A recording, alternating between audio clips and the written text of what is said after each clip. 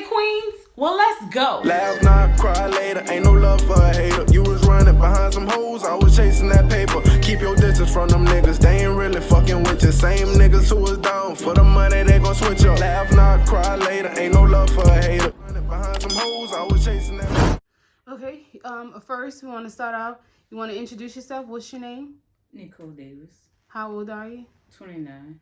And where you from? From Houston, but I've been living in Lafayette. Okay, so basically, Nicole, the reason why you're here is because you were selected for the breast cancer giveaway by SalonEb. This is the second year doing it, and you were selected to be nominated for the giveaway, especially because we met you, and we just all kind of cling, you know, we all got along good. And I said, well, you know what, I'm going to nominate Nicole. So that's what you didn't know. But, I mean, that's what you know because I told you that. Just to kind of touch bases on that. But what you don't know is that there are no more nominees. I actually chose you. So this is a surprise. So basically, I don't know if I told you before, but the reason why I started doing the giveaway is because 2 years ago, I had a breast cancer scare. I was laying down in my bed and I felt some lumps in my chest, and I don't want to cry. You hear my voice shaking? And so and it was scary. It was a lot, and I'm crying, but you gotta be I know.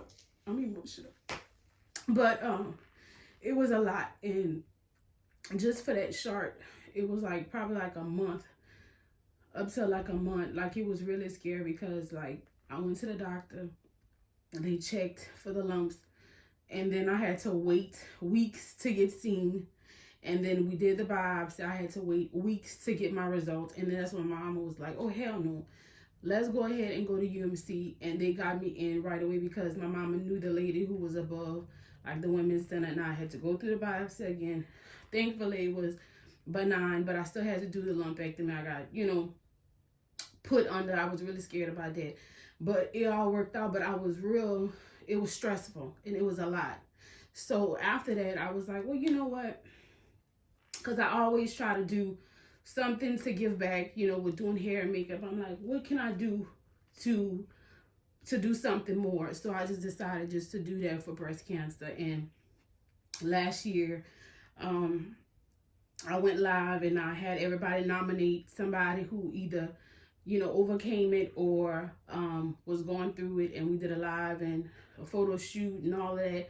So I just decided, but only with COVID, I just had people just donate money instead of like getting things from people and stuff there, because, you know, it's just risky. And then I knew that I was going to give it to you instead of doing a nomination and you actually have cancer, and I didn't want to have too many hands in a pot, you know what I mean? So, but I still want to do the interview. So if you don't mind, I just would like you just to share like a part of your story, just, you know, just to maybe encourage somebody else who's going through it, or just to, you know, just to share your experience. You don't have to say what you don't want to say, just whatever.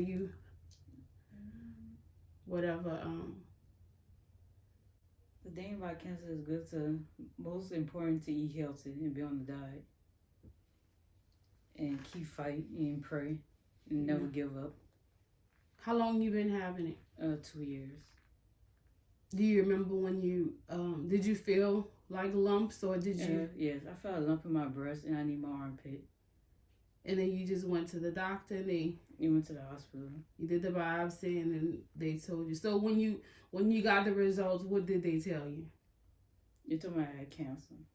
They said, like, did they test it to see, like, like, how does that work with how you find out the stages, or how? About the size and everything. The size of it. At first, when I started, it was at stage 1. Mm-hmm. But I guess because they waited like 2 months or something, and then like the beginning of like January last year, then when it had transferred to my liver. And you see that's the thing that's so scary. The waiting process, like that whole time, like once cancer isn't like it just spread, you know, like it's just. Yeah, because once they do the biopsy, once air get in it, it starts spread. Right. So, And and you have that's to do 2 biopsies for my breast and my liver. So that probably why it spreads so fast. yeah. That is so. Right now, you do chemo. Yes, I'm on a new chemo. I had switched doctors because my last test results over there, he wasn't telling me everything that was on my test result. Cause the first medicine he had worked for my breast and my armpit, but told me that it came back in my breast. Yeah, and you see, that's the thing. Like you gotta keep. You know what I'm saying? It's a lot. First of all, you're already going through a lot emotionally, and it is already like draining. It's a lot on your body, but you have to like stay positive, just to want to keep fighting and to get results and to make sure that they get, you know what I'm saying, like you get the results. Because if you don't ask questions, or like if you're shy and you don't have somebody else with you that be like, okay, well, hold on, doc, what about this, what about that, then they will just give you the bare minimum. They will push you on to the side and just, you know what I'm saying, whatever. And a lot of people, sadly, doctors and people, they only just looking out just for themselves. They're there for the paycheck. Yes. So another question, is it a certain stage or something that you have to be at, for you to go like to a place like MD Anderson or something? Because I know like a lot of people go there, or like Baton Rouge or New Orleans and stuff like that. What made you go there instead of like somewhere else? Did you find them, or my social worker had found them because of my insurance. okay, It really based on the insurance. Okay. Like you said, I couldn't go because of my insurance.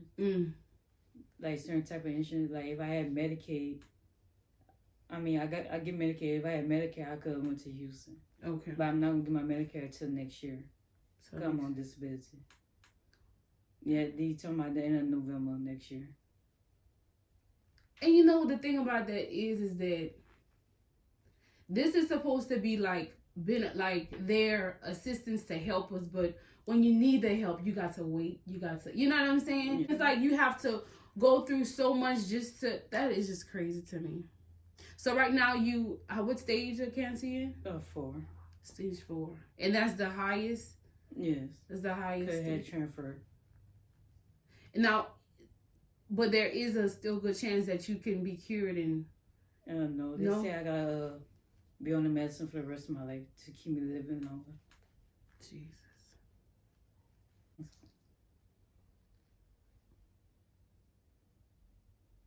It's okay.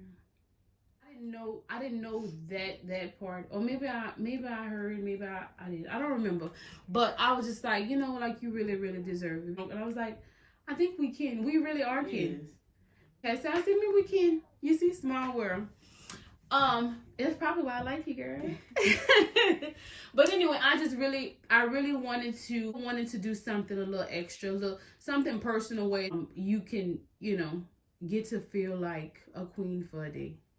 So without further ado, we're going to go ahead and get started. I'm gonna give you a makeover, girl.